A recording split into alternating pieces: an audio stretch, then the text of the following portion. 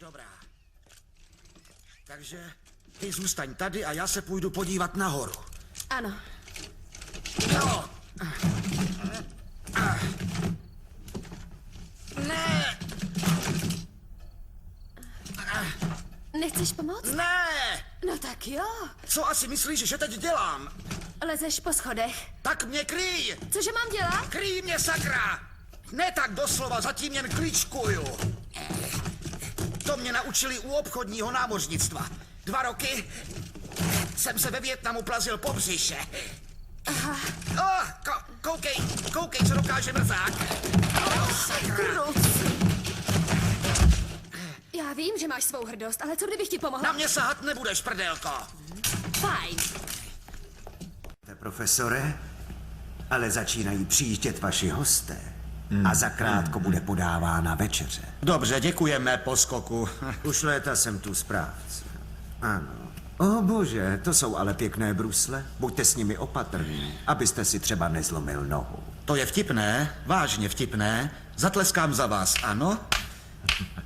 To je od vás velice laskavé. Co kdybyste mi zatleskal ve stoje? No, když mě zvednete. A tak, už vím, kam tím míříte.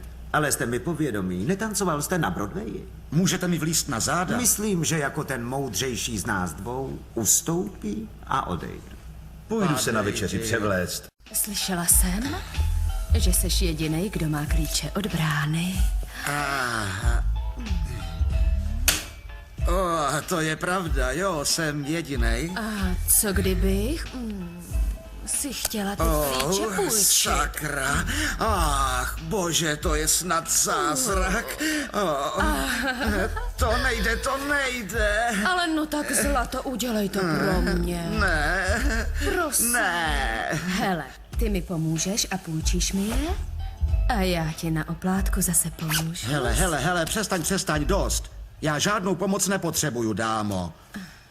Zvládnu to klidně sám. Ano, to je ono. Jo.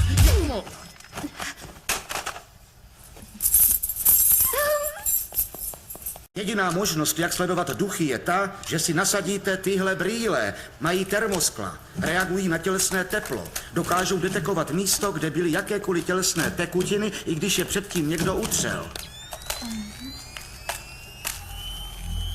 Co je? Ježiši. Mám na křivo brýle? Hele, poslouchej.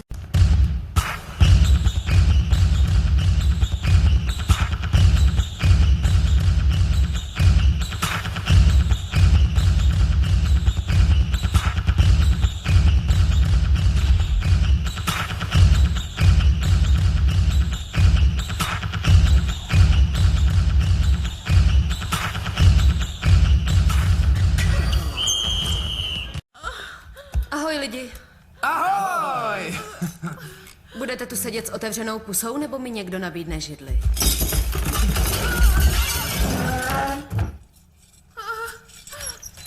Zahřál jsem ji, je to nejlepší křeslo v domě. Po mým klíně.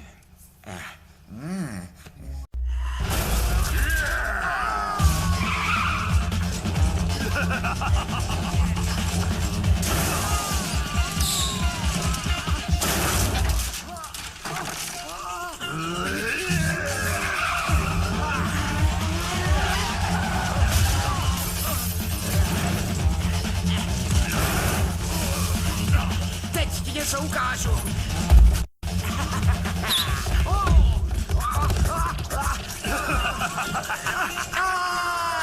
Hej, Kejne, máš hlad? Co takhle ochutnat trochu tohle?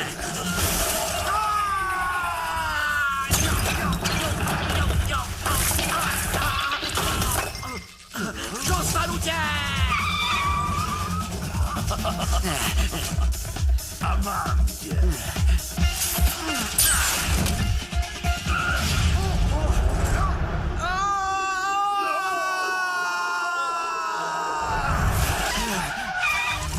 Vím, na co teď myslíš. Mám tam jen 3 rány? Nebo 117?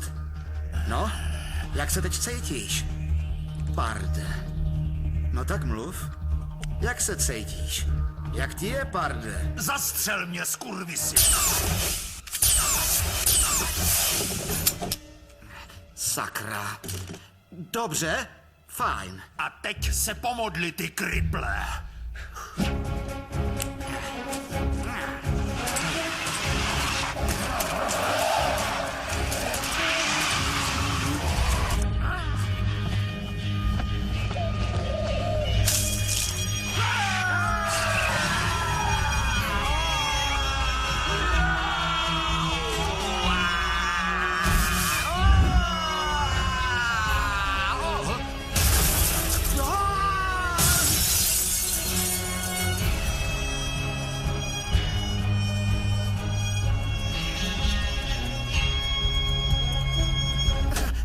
Pomoc!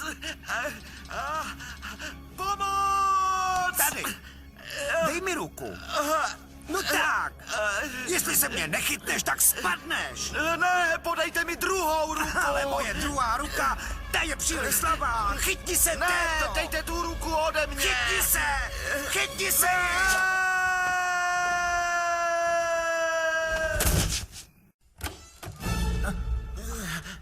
Ahoj.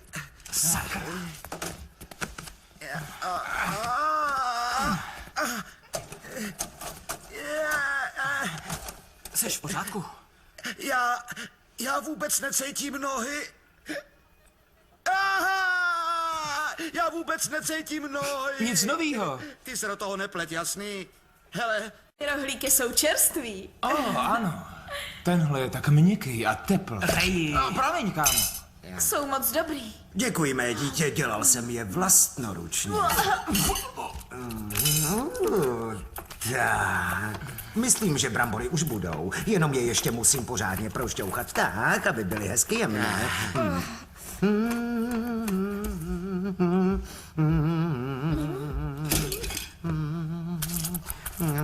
Ukažte?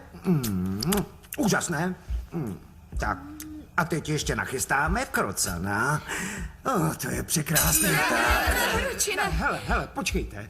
Odpočiňte si a já to klidně udělám za vás. Ať si rutička odpočine. Ale to nic není. Ty jsi moc milý mladý muž, Díky. víš to? Máš milou tvářičku. bože. Ukáž. Víte, spousta lidí má z pečení krocana opravdu veliký strach, ale je to vážně velmi snadné. Musíte jen znát jeho anatomii. Musíte jen vědět, jak tu maličkou řiďku roztáhnout tak, abyste do ní mohli strčit ruku. A všechny sračky z ní vytáhat takhle ven. Pečuje i s vnitřnostmi, včetně penisu či vagíny. No a spousta lidí krocana podlévá, ale já to dělám takhle. Takhle ho olížu a potom jazykem zajedu hezky až do říčky. Teď už je taková měkká a podajná. Ne, celou ji olížu. Tak pěkně. A potom ji takhle trochu zpracuju.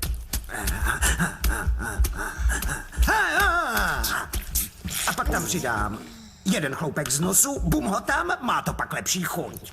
No a teď už je to vlastně hotové. Stačí už jen servírovat. Tak, no. Kdo má zájem o křidílko? to vaše nebo to krocání? To vaše nebo to krocení. Já vím, co byste rád. Co třeba nožičku? A co rovnou dvě? Co kdybych vám obě tyhle nohy narval do řiti, co? Pěkně až po kolena. Dvajte, uklidněte se. Hensne, mohu se vás zeptat, zda je na tom jídelníčku něco, co jste vy sám osobně nepřipravoval? No ano, objednal jsem dezert. Tak, udělejte mu místo. Krása. Tak kdo si dá první kousek, co? Ano, vám to vidím přímo na očích. Tak, tady je první. Děkuju. Jen ochutnám. Taky ochutnám. Musím taky ochutnat.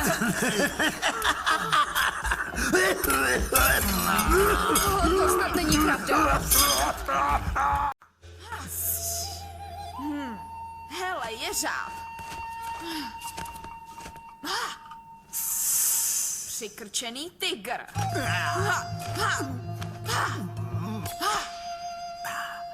Ožralá opice. Praštěná kráva. Skurvisynu. Velbloudí palec. Velbloudí palec! To je hnus, co?